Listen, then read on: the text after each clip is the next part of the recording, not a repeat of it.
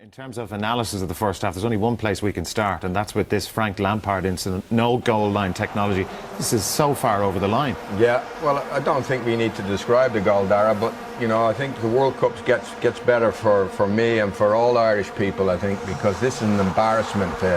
George said it. It's an embarrassment to Sepp Blatter, who, after we lost in France, dismissed the idea that you should have technology. He dismissed the idea that Platini's idea, who introduced it in the UEFA competition, the Europa Cup this year, that they should have officials behind the goal, exactly for that reason.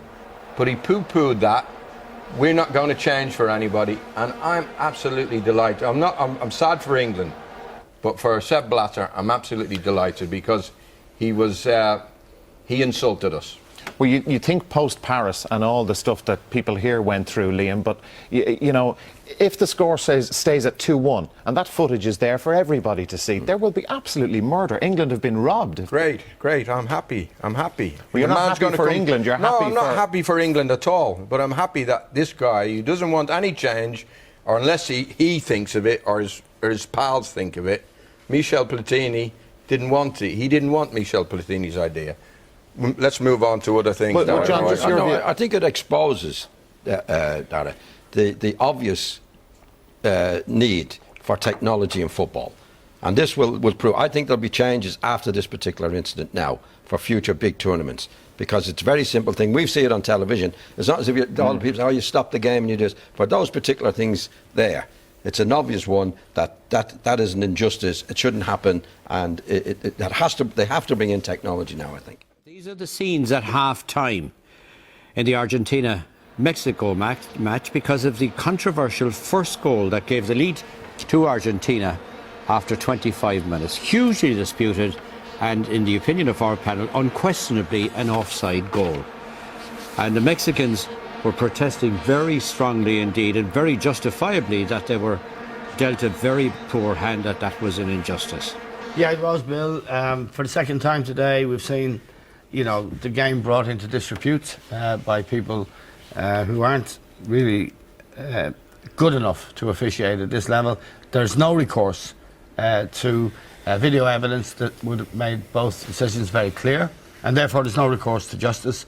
So the game is in a very bad state indeed. This is shocking stuff.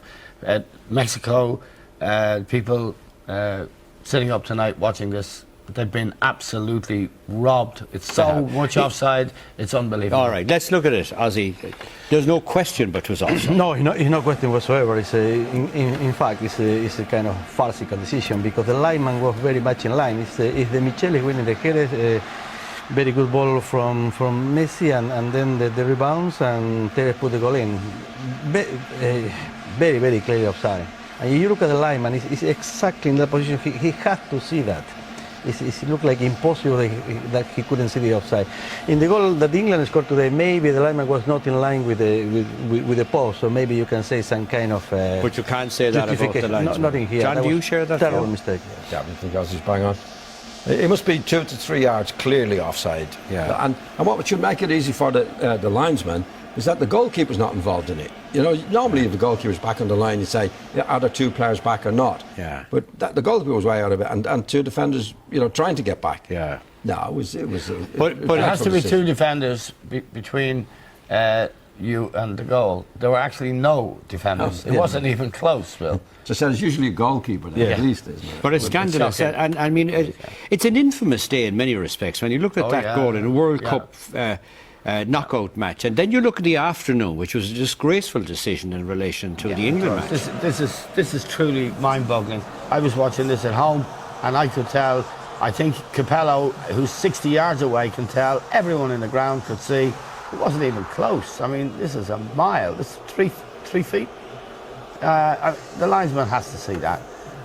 Now, a sport that allows injustice of that nature has no real long-term future that's very pleasant, because you saw Mexico after that decision.